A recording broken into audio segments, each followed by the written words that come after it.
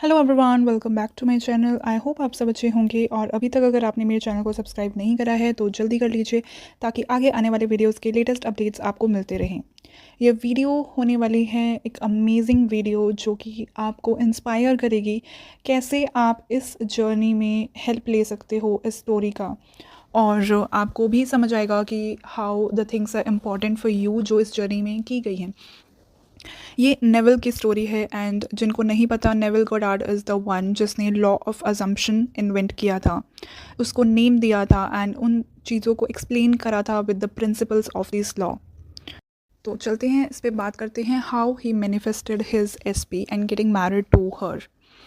Okay, तो as you all know कि initially हर कोई लॉ ऑफ अट्रैक्शन के बारे में बात करता है because this is a law जो कि प्रूवन है, but people talk about quantum physics, quantum mechanics and in चीज़ों पे बात की जाती हैं। लेटर ऑन ये सारी चीज़ें आने लगी एंड स्क्रिप्चर्स वगैरह जो भी रिलीजन्स में होते हैं उनके बेस पे डिस्कशंस बहुत सारी होती हैं, बट वो बहुत लोगों तक नहीं पहुंच पाती हैं। So using Bible, as Neville Goddard Christian थे और उनके एक फ्रेंड थे जो कि उनके मेंटोर भी थे और उनसे सीनियर थे, हु वाज अब्दुल्ला, जो कि एक मुस्लिम पर्सन थे और उन्होंने हर रिलीजन के ही स्क्रिप्चर्स पढ़े हुए थे और वेदास में और बाइबल के थ्रू और काफ़ी सारी चीज़ें उन्होंने पढ़ी हुई थी। और इन सब चीज़ों के बेस्ड पे उन्होंने अपनी लाइफ को जीना स्टार्ट करा अब्दुल्ला ने, एंड उन्होंने ही टीच किया था नेविल गोडार्ड को अबाउट दिस थिंग, जो कि नेविल ने बाइबल पढ़ना और डेप्थ में स्टार्ट किया और ये सारी चीज़ें सीखी। ऑल्सो जोसेफ मर्फी भी थे, वो भी उनके स्टूडेंट रहे थे और वो इंडिया आए थे। उन्होंने बहुत सारे सेंट्स थे जो ऋषि मुनि होते हैं उनसे भी बातें करी और ये उनके डिस्क्रिप्शन में भी बताया जाता है कि किस तरह से उन्होंने ये सारी चीज़ें स्टडी करी। और हमारे वेदों में ये सारी चीज़ें बहुत डीपली एक्सप्लेन की गई हैं about law of assumption, but ये नाम कभी नहीं दिया जाता है। एंड वहाँ पर ये चीज़ें आती हैं कि कैसे पूरा जो दुनिया है दैट इज़ नॉट डुअल और वो अपीयर डुअल होती है।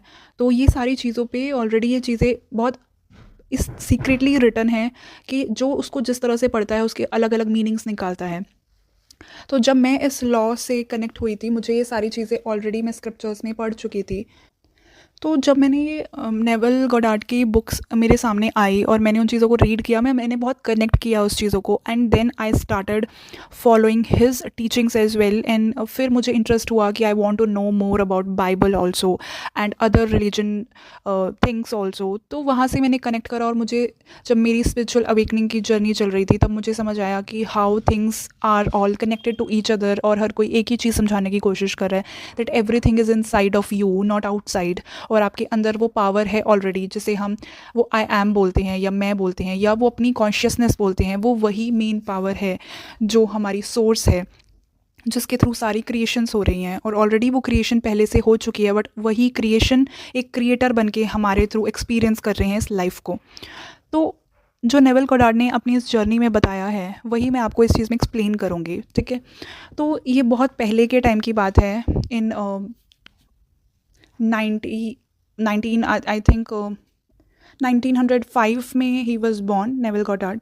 और उनके बहुत अर्ली एज में ही उनकी एक मैरिज हुई थी और एक पर्सन से जिनके साथ उनको बाद में विद इन 1 और 2 ईयर उनको वो चीज़ समझ आ गई थी कि this person is not for me और इस चीज़ का फ्यूचर बहुत ज़्यादा एक हैप्पी नहीं है और वो उन दोनों एक दूसरे के टाइप के ही नहीं है बेसिकली। तो वहाँ से नेविल गोडार्ड सेपरेट हो गए थे अपनी वाइफ से, बट डिवोर्स नहीं हुआ था एंड उस टाइम पे वो चीज़ लीगल भी नहीं थी। वो बारबाडोस जो जगह है वो वहाँ रहते थे और वो यूनाइटेड स्टेट्स में मूव कर गए थे फर्दर, अपनी स्टडीज़ वगैरह वहाँ कर रहे थे और उनको अपनी वाइफ से इतना ज़्यादा टच में नहीं था कोई कांटेक्ट वगैरह। वो अपनी फैमिली से कनेक्टेड थे। ही वर 9 ब्रदर्स एंड उनका फाइनेंशियली कंडीशन थोड़ी अच्छी नहीं थी। उस स्टोरी को मैं अलग से एक दूसरी वीडियो में कवर करूँगी because that is also again a manifestation for him. लेकिन जो इस चीज़ में मैं बताना चाह रही हूँ that is this video is purely on his marriage part. तो जब उन्होंने देखा कि उनकी चीज़ें वर्कआउट नहीं हुई और वो सेपरेट हो गए थे, वो एक सिंगल लाइफ जी रहे थे। And because he was a dancer, तो वो कुछ ना कुछ इमेजिनेशन वाली चीज़ें करा करते थे, that he used to like imagining things. Theatre का काम करते थे बेसिकली। तो थिएटर में आपको एक रोल्स दिए जाते हैं, स्क्रिप्ट्स दिए जाते हैं, आपको डांस की चीज़ें, प्रॉप्स वगैरह दिए जाते हैं आपको करने के लिए। तो उनकी इमेजिनेशन पावर थोड़ी अच्छी थी। And when he interacted with Abdullah, तो उन्होंने उन्हें लॉ के बारे में बताया था। एंड जिस तरह की उनकी स्टोरी थी वो भी मैं एक दूसरी वीडियो में कवर करूँगी, वो एक पूरा डिटेल्ड वीडियो रहेगी। लेकिन इस चीज़ में मैं आपको पूरा मेन कट टू पॉइंट बता देती हूँ कि जैसे उनको लॉ के बारे में समझ आया फ्रॉम हिज फ्रेंड अब्दुल्ला, तो उन्होंने सोचा कि मैं ये अपनी मैरिज के लिए अप्लाई करूँ। तो एक लेडी थी जो कि उनको बहुत पसंद थी, he was involve with the lady, और लेकिन उन्होंने मैरिज के लिए उन लेडी ने मना कर दिया था, बिकॉज फ्रेंड्स टोल्ड कि ये गाय तो ऑलरेडी मैरिड है, इसका डिवोर्स नहीं हुआ है, things can't happen with you. और उस टाइम पे लीगल नहीं था डिवोर्स लेना, और डिवोर्स बहुत बड़ा एक टैबू होता था उस टाइम पे। अगर आपका बहुत ही कोई डोमेस्टिक वायलेंस या कुछ बहुत ही इस तरह की एक हार्श टाइप की चीज़ें हो गई हैं, तभी कोर्ट ऑर्डर्स होते थे और पनिशमेंट्स और ये सब चीज़ें होती थी, एंड देन आप लीगली आप सेपरेट हो सकते हो। और उसके बाद भी कुछ कॉन्सिक्वेंसेस होते हैं कि आपको फाइनेंशियली और ये सब चीज़ें सपोर्ट करनी होंगी। तो he was not in a state जहाँ पे मैरिज से डिवोर्स लेना बहुत इजी हो। तो ये चीज़ मैं स्पेसिफिकली इसलिए बताना चाहती हूँ बिकॉज अभी भी कुछ लोग होते हैं वो ऐसी सिचुएशन में होते हैं जहाँ दे से कि पर्सन नहीं मान रहा है, या बिकॉज ऑफ सर्कमस्टेंसेस वो नहीं डिवोर्स लेना चाह रहा है, या फिर 3P डिवोर्स नहीं लेना चाह रही है, या फिर बहुत सारी सिचुएशंस हैं नहीं हो पा रही हैं because of this and that. तो उनको ये बात समझनी चाहिए कि नेविल गॉडार्ड के टाइम पे तो ये चीज़ लीगल भी नहीं थी। Okay, so this is the first point to remember. Then starting on the further thing, उन्होंने क्या करा, उनको लॉ के बारे में चीज़ें पता थी, and he decided to manifest this thing. तो उन्होंने अपने माइंड में एक सिंपल सा एक इमेजिनेशन, बिकॉज वो बहुत अच्छे थे इमेजिनिंग थिंग्स में, उसको विजुअल्स क्रिएट करने में, तो उन्होंने इस चीज़ को विजुअलाइजेशन टेक्निक के थ्रू करा। He was fond of SATS. SATS क्या होता है? SATS is state akin to sleep. एक स्टेट होती है ये बेसिकली, जब आपको बहुत तेज़ नींद आ रही होती है और आप बहुत ही एक स्लीपी ड्राउजी स्टेट में होते हो, कि जहाँ आपको बिल्कुल मन भी नहीं कर रहा, कि अब बिल्कुल उठने का मन नहीं है, अब आप फ़ैन जैसा चल रहा है चलने दो, आपको AC भी चेंज करने का, टेम्परेचर चेंज करने का मन नहीं है, और आपको ऐसे है कि बस अब मेरे को नहीं उठना और कभी भी किसी भी मोमेंट नींद आ सकती है।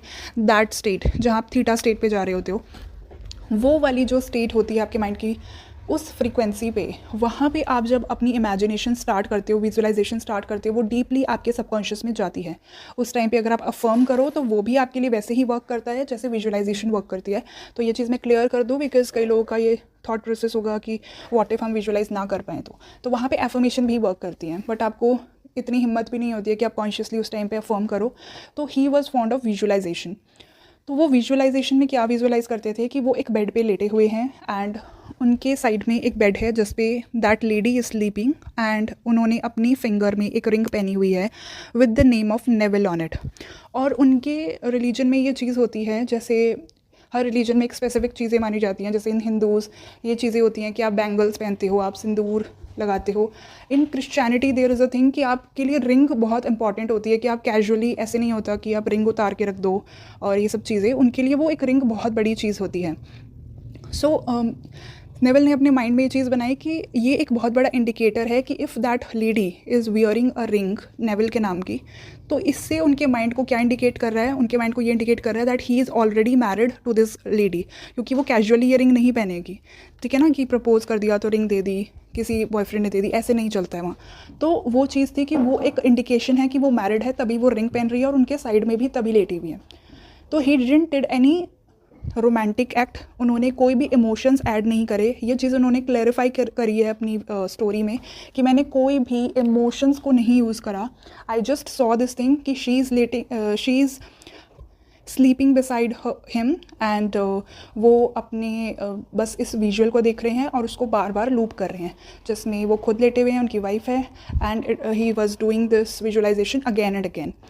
इसके बाद क्या हुआ, वो सो जाते हैं आफ्टर जस्ट 1 वीक, एंड उन्होंने अपनी इन चीज़ों को ना अपनी बुक में भी बहुत अच्छे से एक्सप्लेन करा। उनकी एक बुक थी फीलिंग इज़ द सीक्रेट पे, जो इतनी मिसअंडरस्टूड है and coaches are explaining the things कि सी नेवल ने कहा है फीलिंग इज़ द सीक्रेट, और उसको एक्सप्लेन भी कर रहे हैं कि फीलिंग तो इलेक्ट्रोमैग्नेटिक वेव्स होती हैं और उससे तो आपके थॉट्स ट्रैवल करते हैं, बिना फीलिंग थॉट्स का कोई रोल नहीं है।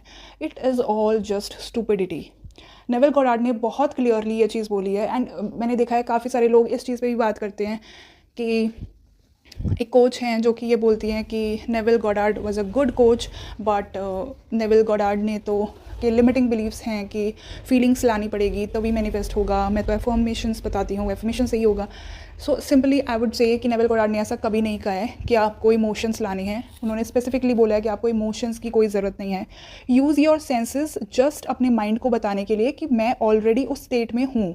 कि अगर आप अपने सेंसेस का यूज़ करते हो कि if you are feeling the touch, कि अगर आप एक रिंग का टच फील कर सकते हो तो रिंग कैसी होगी, आपके फिंगर में रिंग है तो आपको एक सेंसेशन एक बॉडी में इस तरह से फील होगा कि काइंड ऑफ आपने एक रिंग पहनी है, आपको उसको कोई इमोशंस नहीं आ रहे होंगे आपको, बट एक हैवी सी चीज़ आपको अपने फिंगर में फील हो रही होगी। या लेट से आप एक फ्रूट पकड़ रहे हो अपने हाथ में, एक एप्पल है, तो आप भले ही उस चीज़ को विजुअलाइज क्लियरली ना कर पाओ, या अगर आपको एक इमेज आ भी रही है बट काइंड ऑफ एक सेंस है कि अच्छा एप्पल होगा तो किस शेप का होगा या आपके हाथ में वो किस तरह फील होगा। तो फीलिंग का मतलब जस्ट एक नोइंग है कि ये एक नोइंग है कि मेरे हाथ में एप्पल है तो वो किस तरह का मेरे हाथ में आएगा। अगर आप एक नोटबुक पकड़ते हो तो नोटबुक किस तरह से फील होएगी आपके हाथ में। या अगर आप एक इस तरह समझो कि एक सिल्क है, सिल्क या कॉटन का एक कपड़ा पकड़ रहे हो हाथ में, तो वो क्या फील होएगा। आप हर किसी का एक टेक्सचर को एक फील कर सकते हो कि हाउ इट विल फील। एक वाटर है, आपको हाथ में वेट फील होएगा, right. This is what feeling is.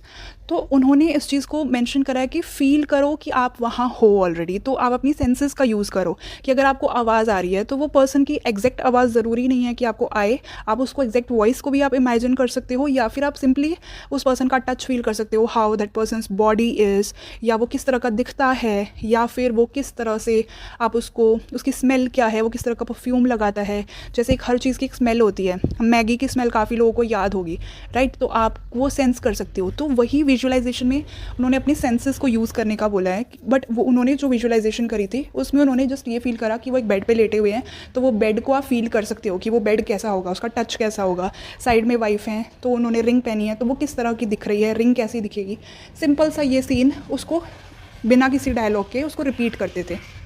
After 1 week क्या हुआ कि उनको बीच में ही पता चल रही थी ये सारी चीज़ें कि जो उनकी वाइफ थी उसको किसी ने ये बोल दिया कि आपके जो हस्बैंड हैं Neville, he is involve with somebody else और वो आपको डिवोर्स देना चाह रहे हैं।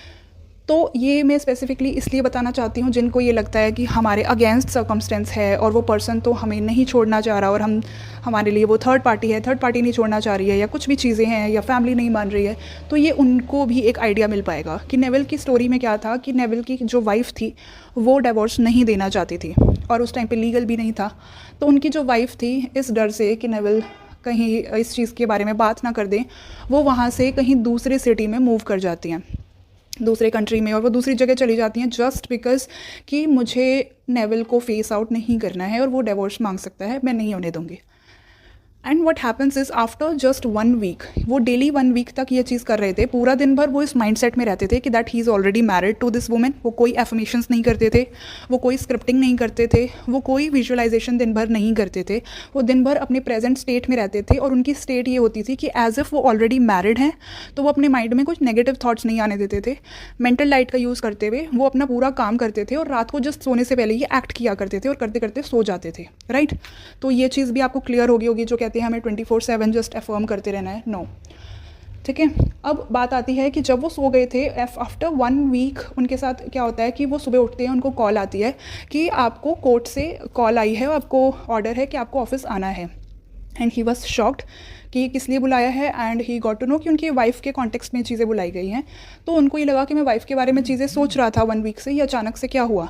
तो वो बिना कुछ क्वेश्चन करे फर्दर वो वहाँ जाते हैं और उनको पता चलता है कि उनकी जो वाइफ है उनके अगेंस्ट एक केस हुआ है जिसमें एक पता चला है कि जहाँ नेविल रह रहे हैं उसी जगह पर शी मूव्ड, और उन्होंने एक स्टोर में कैमरास लगे हुए थे जहाँ पे ये पकड़ा गया कि वो वहाँ से कुछ चीज़ें चुरा रही थी और वो फुटेज दिखाई गई नेविल को कि see this is how she was stealing something, और कोई चीज़ थी, आई डोंट रिमेंबर एग्जैक्टली वो फूड आइटम था या क्या था, वो कुछ ना कुछ चुरा रही थी उस शॉप से, और वो चीज़ she got caught. And then further क्या होता है कि नेविल गॉडार्ड को ये चीज़ के लिए पूछा गया कि क्या ये इस तरह की है, is she guilty for that, क्या ये इस तरह का पैटर्न करती रही है और क्या चीज़ें हैं आप दोनों के बीच। तो वो गवाही देने के लिए बुलाया गया था, जहाँ पे नेविल ने ये बोला। नेविल के लिए ये एक बहुत बड़ी एडवांटेज हो सकती थी कि वो अपनी वाइफ के अगेंस्ट चीज़ें बोल सकते थे। ये भी पॉइंट आपको रिमेंबर करने की ज़रूरत है। जो लोग एक गलत इंटेंट रखते हैं फॉर थर्ड पार्टीज़, वहाँ वो चाहते तो एक गलत इंटेंट रख सकते थे कि ये उनके लिए एक बहुत अच्छा पॉइंट हो सकता था डिवोर्स लेने का, कि उसके अगेंस्ट स्टेटमेंट दे देते। But what he did was, he said कि सी मैं अपनी वाइफ के साथ बहुत टाइम से सेपरेटेड हूँ और हो सकता है कि फाइनेंशियली कुछ कंडीशन रही होगी जिसकी वजह से उसने ऐसा स्टेप उठाया, but she is a very nice lady and उसकी कोई ऐसी गलत इंटेंट नहीं है, उसको माफ़ कर दिया जाए। एंड मैं उसके लिए यही चीज़ बोलूँगा कि जो भी चीज़ें हुई है I will apologise from her side and उसको भी ये चांस दिया जाए और ये चीज़ें फर्दर ना एक्सटेंड की जाएँ। And because of his statement उनको थोड़ा सा जो भी चार्जेस वगैरह पनिशमेंट जो भी दिया वो दिया, जो फ़ाइन वगैरह लगा नेविल की वाइफ को, एंड उनको फर्दर इस चीज़ के लिए डिस्चार्ज कर दिया गया। ये देख करके नेविल की वाइफ वॉज शॉक्ड एंड दोनों बाहर आए और नेविल की वाइफ ने कहा कि इवन दो तुम चाहते तो वो सेपरेट हो सकते थे, आई ऑलरेडी नो कि you want to have this divorce, वैसे भी हम साथ रह नहीं रहे हैं इतने सालों में, आई थिंक 15 ईयर्स से वो सेपरेटेड ही थे। तो उन्होंने कहा कि हम ऑलरेडी इतने सालों से साथ रह भी नहीं रहे हैं और तुमने मेरे लिए जो चीज़ की है I want to pay you back, और where are the divorce papers. तो नेविल वाज शॉक्ड कि इसको डिवोर्स के बारे में कैसे पता, एंड देन शी टोल्ड कि वो फ्रेंड ने बताया एंड ये सब चीज़ें कि कैसे वो इस वजह से वो छुप रही थी और वो यहाँ पे मूव हुई और वहाँ से कुछ चुराया, जिसकी वजह से ये सारे सिचुएशन क्रिएट हुई। और नेविल ने बिना कुछ सोचे वो उसको अपनी गाड़ी में लेकर के होटल में चले गए जहाँ वो रुके हुए थे, बिकॉज़ कोर्ट से ऑर्डर था तो वहाँ बुलाया गया था। तो वो एक होटल में रुके हुए थे उस टाइम पे और वो तुरंत जाते हैं होटल के ड्रॉर से वो पेपर्स निकालते हैं जो उन्होंने खुद के लिए बना के रखे हुए थे पहले से, बट कभी भी उसको लेकर के अपनी मैनिफेस्टेशन में स्टेप्स को लेकर के यूज़ नहीं किया। उन्होंने डायरेक्टली एंड स्टेट सोचा था कि मैं ऑलरेडी अपनी एसपी के साथ मैरिड हूँ, बट उन्होंने ये पेपर्स रखे हुए थे जिसके लिए कोई एक्शन नहीं लिया था। 3D में he didn't took any action कि मैं डिवोर्स पेपर भेज दूँ, कोई लीगल और लॉयर्स वगैरह, उन्होंने जस्ट फॉर सेल्फ उन्होंने वो पेपर्स बनवा रखे थे। अब कई लोग ये सोचेंगे कि अच्छा हमें पेपर्स बनवा के रखने हैं, नहीं, तो उन्होंने ये चीज़ कर रखी थी तो उन्होंने उसको यूज़ करा कि ठीक है उन्होंने दे दिया और वो साइन कर दिया उनकी वाइफ ने और कहा कि ठीक है हम लीगली अब सेपरेट हो जाएंगे, डिवोर्स हो जाएगा, और वो चीज़ के लिए एक्सेप्ट कर लिया। बिकॉज़ ये वाइफ ने एक्सेप्ट करा था तो ये लीगली एक्सेप्ट हो जाना उनके लिए ईजी था और वहाँ से उनको वो डिवोर्स मिला। And within some days उनके एसपी ने भी सेम एक्शन लिया। She went in some place जहाँ पे एट सम प्लेस जहाँ पे एक पर्सन ने पूछा, जो कि I think he was someone जो कि साइकिक थे, जिन्होंने प्रिडिक्ट करा कि आपके पर्सन कौन होंगे, कैसे होंगे। तो उन्होंने कुछ वर्ड्स बोले, अटर करे कि ये इस तरह के रहेंगे, जहाँ पे वो नेविल के बहुत क्लोज़र वर्ड तक पहुँचे कि आपका इस तरह का रहेगा। और ये सब क्या थे, ये ब्रिज ऑफ इंसिडेंट्स हो रहे थे कि उस पर्सन की उनके एसपी के माइंड में चीज़ें डालने के लिए, या फिर उनकी वाइफ ने ऐसा एक्शन उठाया कि जिसकी वजह से वो चोरी करने लगी और ये सब चीज़ें होने लगी और वो सेपरेट हो पाई। तो जिन लोगों को ये लगता है कि हमारा तो ये चीज़ें पॉसिबल ही नहीं है, कैसे हो पाएगा, क्या हो पाएगा, तो अगर आप इस स्टोरी से समझोगे तो नेविल के फेवर में कुछ भी नहीं था। नेविल की वाइफ डिवोर्स लेना नहीं चाहती थी, वो सिटी से भाग गई थी कि उनको कहीं से भी ढूंढ करके नेविल डिवोर्स पेपर ना दे दे और कुछ भी अगेंस्ट में ना बोल दे। नेविल की वाइफ ने एक ऐसी मिस्टेक करी जिसकी वजह से दोनों को मिलवा के ये एक एक्शन लिया गया, जिसकी वजह से नेविल की वाइफ का मन चेंज हुआ और उन्होंने ये एक्शन लिया। तो जिन लोगों को ये होता है ना, ये वाला क्वेश्चन आता है माइंड में कि व्हाट इफ़ मेरा एसपी कुछ और मैनिफेस्ट कर रहा हो, या मेरे अगेंस्ट पूरी दुनिया मैनिफेस्ट कर रही हो, या मेरे अगेंस्ट कोई ऐसे मैनिफेस्ट कर रहा हो, तो क्या होगा। तो ये आपके लिए क्लियर एग्जांपल है कि एसपी वाली सिनेरियो में अगर आप देखोगे तो नेविल की एसपी ने रिजेक्ट कर दिया था ऑलरेडी। नेविल की वाइफ डिवोर्स नहीं लेना चाहती थी, तो अगर उनकी फ्री विल चल रही होती तो फिर तो नेविल का नहीं चल पाता, बिकॉज नेविल का तो खुद का ही थॉट था सिर्फ मैरिज का, लेकिन बाकी सब तो ऑपोजिट सोच रहे थे। बट स्टिल किसकी जीत हुई, नेविल की, because this was Neville's reality. Neville अपनी रियलिटी की बात कर रहे हैं, तो यहाँ सारी चीज़ें नेविल के अकॉर्डिंग वर्कआउट करिए। तो क्या नेविल की रियलिटी में किसी और की फ्री विल वर्क कर सकती है? No. Even if everyone are against you, तब भी वही होगा जो आप चाहोगे, बिकॉज आपकी रियलिटी में सिर्फ आपको वही मिलता है जो आप सोचते हो, और दूसरे की रियलिटी आप नहीं देख सकते हो। आपको लग रहा होता है कि मैं उसकी रियलिटी देख रही हूँ, बट वो आपकी रियलिटी का हिस्सा होता है, राइट। तो every one are having a different reality. तो यहाँ से नेविल ने ये चीज़ सबको एक्सप्लेन करी है कि every one are like dead in your reality, they are just like a puppets for you. आप जो सोचोगे वैसे वो आपकी रियलिटी में वर्कआउट कर रहे हैं, राइट? तो आप जो सोचोगे वैसा होगा, but for that you have to be so persistent enough कि आप अपनी मेंटल लाइट ठीक रखो। और एक अजम्पशन जो कि इवन इफ़ वो फॉल्स है, वो सही नहीं भी है, पर उसमें अगर आप परसिस्ट करते रहोगे, परसिस्ट का मतलब ये नहीं है कि आज मैंने 4 घंटे अफर्म कर लिया, मैंने 20 घंटे अफर्म कर लिया। परसिस्ट का मतलब है कि अब यही मेरी आइडेंटिटी है, इसके ऑपोजिट में एक भी थॉट ना सोचूं, उसी में परसिस्ट करते रहेंगे, देन यू विल सी कि आपकी मैनिफेस्टेशन आपकी 3D में आ चुकी है। कई लोग कहते हैं कि हम परसिस्ट कर रहे थे, we are trying to manifest, we are trying to persist. There is no such thing कि ट्राइंग क्या होता है? आप मैनिफेस्टेशन में ट्राइंग नहीं करते हो, आप उसमें जीना शुरू कर देते हो। जैसे नेविल ने जिया कि वो अपनी मैरिज को जी रहे थे, 7 दिन तक उन्होंने किया और उन्होंने वो चीज़ मैनिफेस्ट कर ली। उन्होंने कोई बहुत सालों नहीं लगाए, उनके अजम्पशंस बहुत स्ट्रॉन्ग थे, उन्होंने उस चीज़ को मैनिफेस्ट कर लिया, even if 3D was completely opposite. तो आई होप आपको चीज़ें समझ आई होंगी कि कैसे सर्कमस्टेंस मैटर नहीं करते हैं, कैसे किसी और की फ्री विल मैटर नहीं करती है, कैसे you are the only creator, और हर चीज़ ब्रिज ऑफ इंसिडेंट्स के थ्रू आपकी लाइफ में होनी शुरू हो जाती है, जिस वजह से हाउ व्हेन वेयर मैटर नहीं करता। क्योंकि आपके क्वेश्चंस इन्हीं चीज़ों पे होते हैं, बट मेरी सर्कमस्टेंस ये है, बट मेरी सर्कमस्टेंस वो है, बट मेरी लाइफ में तो ऐसा हो गया है, बट ये होगा कैसे, but when will it happen, ये कब तक हो पाएगा, मैं कब तक परसिस्ट करूँ, मैं कैसे परसिस्ट करूँ। इस स्टोरी में मैंने आपको सब चीज़ कवर करके बताई है कि आपको परसिस्ट कैसे करना है, कैसे आपको अपने एंड स्टेट को लेके सोचना है, थर्ड पार्टी को लेके आपके क्या थॉट होने चाहिए, कुछ भी नहीं होना चाहिए बेसिकली। और अगर कोई 3D में एक्शन लेने की चीज़ आती है तो कभी गलत इंटेंट मत रखो, उसको अच्छे तरीके से भी आप डील कर सकते हो, बट ये ट्रस्ट रखो कि आप चाहे अच्छा कर रहे हो उस चीज़ के लिए, स्टिल आपके साथ अच्छा ही होगा। Never ever do wrong thing, ठीक है? और यही इस चीज़ का आपको समझ आया होगा कैसे आप अपनी लाइफ में भी अप्लाई कर सकते हो, अगर आप सेम सिचुएशन में हो, या फिर आपका रिलेटेबल भी कुछ है, आप SP मैनिफेस्ट कर रहे हो, आप अपना जॉब मैनिफेस्ट कर रहे हो, कुछ भी मैनिफेस्ट कर रहे हो, आपके लिए ये चीज़ वर्कआउट करेगी। ओके, जस्ट SP वाले चीज़ को हटा के आप जॉब रख दो, जॉब को हटा के आप अपना वीज़ा रख दो, आप अपनी ट्रैवल रख दो, आप अपना अपीयरेंस रख दो, कुछ भी चीज़ें हों, सेम वे में manifestation concept is same every time. तो चीज़ें क्लियर हों तो वीडियो को लाइक करना, शेयर करना, कमेंट करना एंड चैनल को सब्सक्राइब करना, ताकि मैं आपके साथ और भी बहुत सारी वीडियोस शेयर करूँ और आपको उसके लेटेस्ट अपडेट्स मिलते रहें।